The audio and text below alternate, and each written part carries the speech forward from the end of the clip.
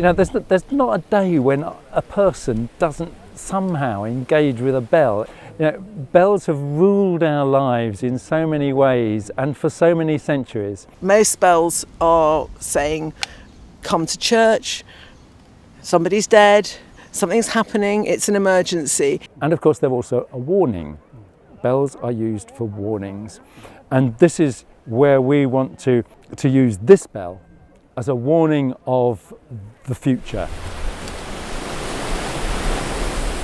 I've got a small farm down in Devon, and we had the foot and mouth in our parish, and after that I was asked to make a bell by my neighbours to commemorate the hardship and the needless slaughter of that event. When I was watching that being tuned, I realised there was a different harmonic potential that bells could have, and I discovered a computer program that analysed frequency vibration and came up with a form that could ring multiple notes from a single strike. And I thought, what was the context in which something like that would function?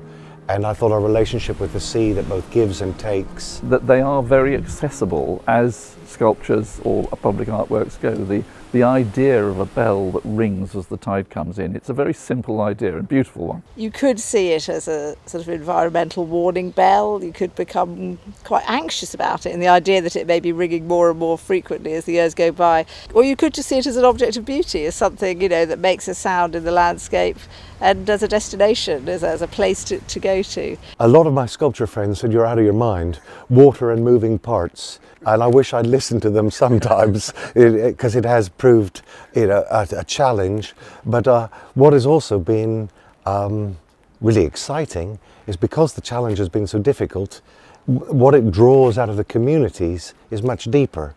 That's the utterly entrancing element of it. Each bell, it's a piece of beautifully accessible public art, but it also has a family attached to it, if you like, a group of people who use it as the springboard for other sorts of activity. I think it's inviting me to think in the way that I am, you know, my own work is also dealing with the ideas of sea rise, flooding, environmental change and so on. It's inviting me to think about that. The bell will toll, not by my hand, but powered by the sea. As proudly it stands upon the sand, it calls to you and me. The story here on the East Coast is about change. Since even 10 days ago, when we put this in, this entire place has completely changed. And I think there's a very interesting narrative that is now coming into the constellation of the whole bells. These are communities that have dealt with the changing relationship with the sea, and I think they've got a lot to offer, perhaps in this time of climate change and sea level rise, into a broader context. And I think anything that gets people thinking about the importance of our natural environment is really good. And that's sort of using art as a hook to finding out more about places.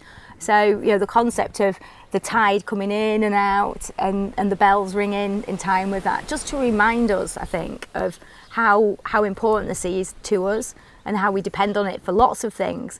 Can we look forward in time 1,000 years? In 1,000 years' time, the North Sea will be the Greater North Sea, and it will have covered the Lincolnshire Marsh. We'll be hearing the bells ring a little bit more often as the years go by. Some of the bells will undoubtedly have to be, at the very least, adjusted, and in one or two cases probably moved within a matter of decades. The idea is to spark these conversations of what we're doing, why we're doing it, should we be doing it.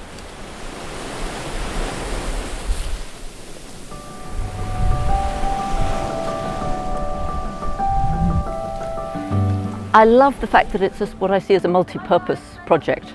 So there's a lot obviously about coastal change, climate change, but it's also about the places and the people around the coast. So I think that it not only has the potential to be a beautiful object making a lovely sound around the coast, but I think it's also an opportunity for local education work and schools to get involved.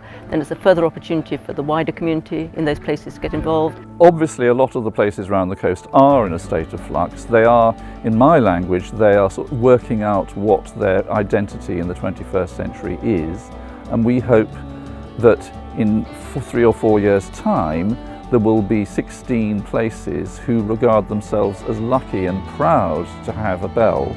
I think there's so much tourism in this area where people come, and there's a whole range of activities people can do, and to have an arts installation like that where people can go and visit will definitely attract people to the area to come and find out more, really. There's an informing component that I hope will allow people to deal with the changing world that we're moving into.